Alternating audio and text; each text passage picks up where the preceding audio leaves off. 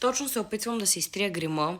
И погледнете какво виждам. Огромна пъпка. Знаем какво следва.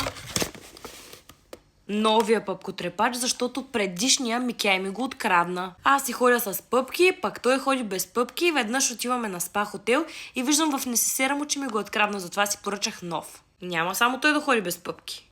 Разклащаме добре. И сега следва да сложим, да нанесем отгоре. Даже ще сложа още един слой. И между другото много ми харесва това, че е телесен цвят като корект. И лека нощ и нека да видим какво ще стане утре сутрин. И да, знам, че цялата съм в брокат, отивам да се опитвам да го изтрия. Ето ме и на сутринта. Вече пъпката е изгоряла. Ето го пъпкотрепача.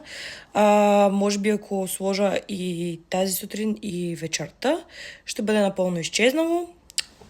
За пъпки, които са така по-упорити, може да го използвате 3-4-5 дни и ще мине.